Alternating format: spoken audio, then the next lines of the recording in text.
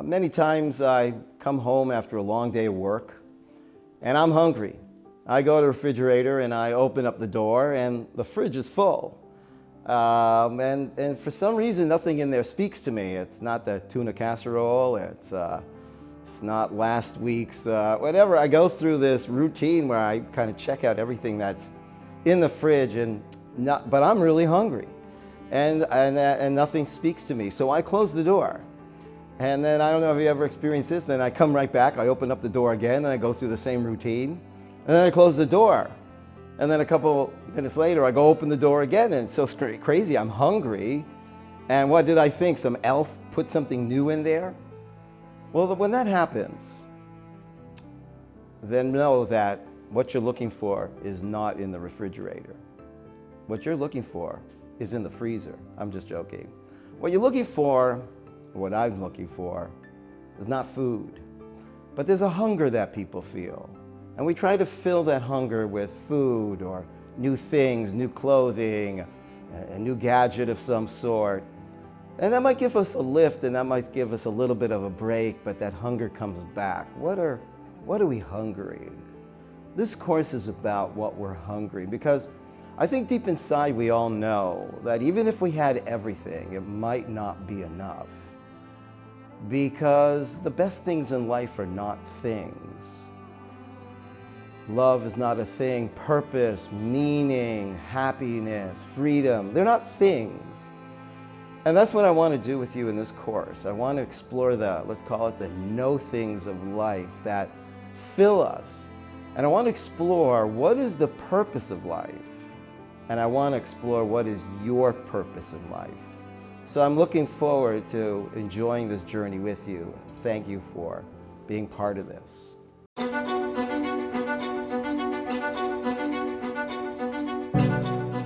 I'm very excited to share this course with you, but actually I don't see it as a course.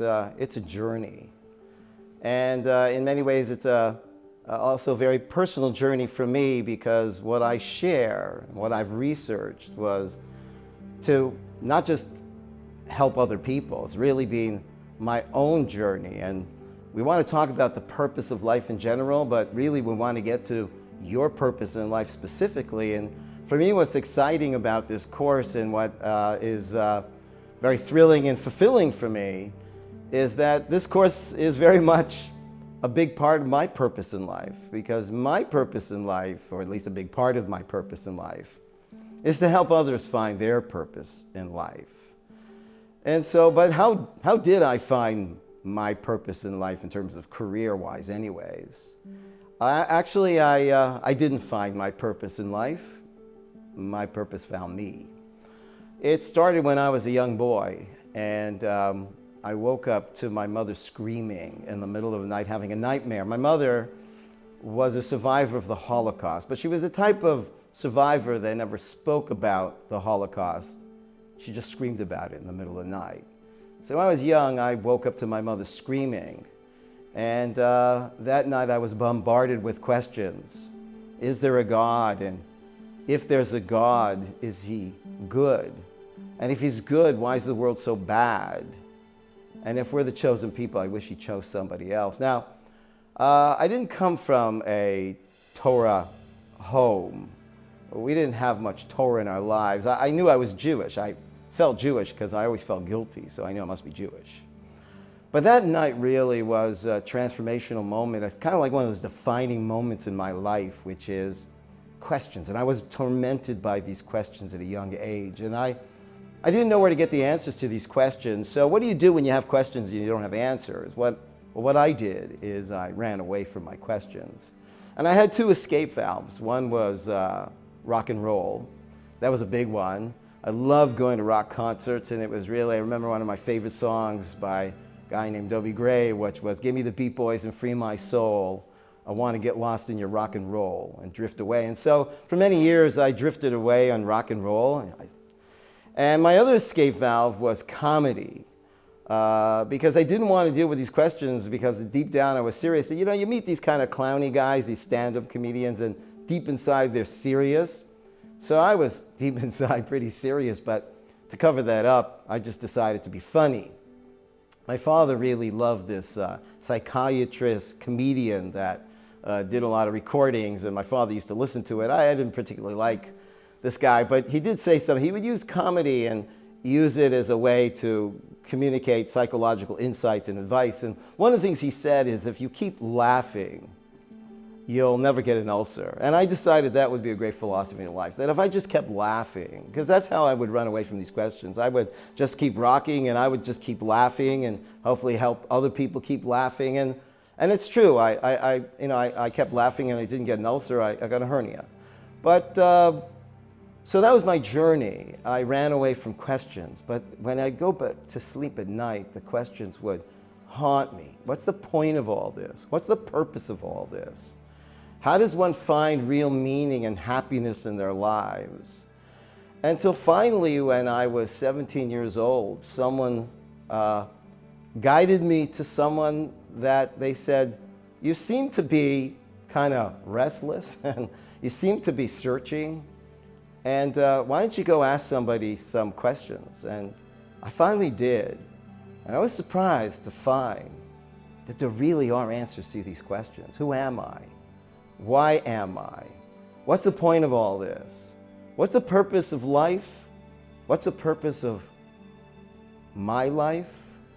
There are answers, and that's what this course is about. And I've spent 40 years researching this material, and I didn't research it for you. I wasn't so selfless. It was really my own journey to find real peace and happiness and find the meaning and the purpose of what is this all about.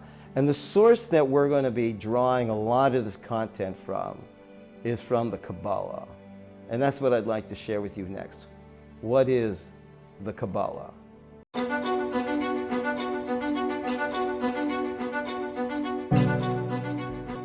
So I mentioned in my previous segment that predominant source of my content that I want to share with you is from the Kabbalah. And you might be familiar with the Kabbalah because there's a lot of celebrities that started studying Kabbalah. You might be familiar with a very famous rock star who's been very kind of outspoken about her study of Kabbalah, Madonna. You might even know that she took a Hebrew name. Wonder if you can guess that. It's Esther. And I don't know if you heard the latest celebrity news break who's studying Kabbalah is Bracha Sprinza. That's Britney Spears. I'm just joking. But I actually started the study of Kabbalah way before it was trendy. It started with my first visit to Israel. Now, as I mentioned before, I didn't come from a home that had much Torah guidance in it. It was a very Jewish feeling home. My father's from Russia, my mother's from Poland, my mother was a survivor. You can't not feel Jewish in that kind of a home. But again, there wasn't much spiritual or content there for me. But I did go to Israel. And I went to the Western Wall. And I had this huge red afro, and I had this cardboard yarmulke keep on my head that they used to give out at the Kotel. And this very religious-looking man came up to me. He had a long black beard, and long black side curls, long black coat. He was kind of long and black looking. Came up to me and he said, in a broken English, he said, I teach Kabbalah. You want to learn Kabbalah? Now, what did I know about Kabbalah? I mean, I did go to Hebrew school a little bit and didn't really like that, but what I knew about the Kabbalah is that it's forbidden. You're not allowed to study Kabbalah till you're 40 years old. I wonder if you've heard that before. And so this complete stranger walks up to me and says, I teach Kabbalah. You want to learn Kabbalah? And I know it's forbidden. What do I say? I say yes. I'm Jewish, forbidden. I like that combination. And this man took me under his wings and started teaching me the secrets of the universe. Now, they were really secret because the only English he knew was, I teach Kabbalah. You want to learn Kabbalah? He didn't know any English, and I really didn't know any Hebrew. So he starts teaching me these secrets in Hebrew, which really were secret, but I stuck with it. And the reason why I stuck with it is because immediately I saw that this is a system. And I really wondered whether Torah is a system, because in Hebrew school, the Jewish wisdom I got was a little bit idea here and something about a holiday, and it didn't seem to be a system. In other traditions like Buddhism, people say it's got a system where you're at, how to get to where you need to get to. I never really thought Judaism really had a comprehensive system, but the Kabbalah is that comprehensive system. The Kabbalah is like the science of Judaism. It's like, I call it grammar. Like, you might know the meaning of individual words, but the grammar that's not written on the page, those hidden principles, is what take the words and brings them together into sentences, into paragraphs, and gives it that comprehensive meaning of it. The Kabbalah gives us the big picture, not just, and so my Jewish education was a lot of trees, but scattered trees. Right away I saw the Kabbalah was the forest. And the Kabbalah, unlike the Talmud really focuses on more of the what to do, the how to do, in terms of Jewish law. The Kabbalah deals with the whys, and that's what I'm interested in helping you in this course. Why? Why are we here? Why on earth are we here?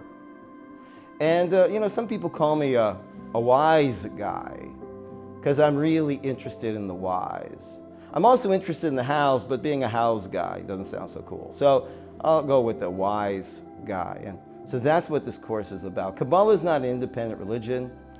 It is the background, the context of Jewish wisdom, of the wisdom of Torah. And quite frankly, I want to share with you that what I teach and what I'm going to share with you is, I'm not doing this because I think this is true. I think Torah is true, but that's not why I'm teaching Torah. I think math is true. I don't teach math. I'm teaching this content, not because it's true, although I'm passionately believe this is true. I deeply know this is true, but this works. This really works. And that's what I want to share with people. As I mentioned before, my career purpose is to help others find their purpose. And this content really works. So I'm looking forward to sharing more with you.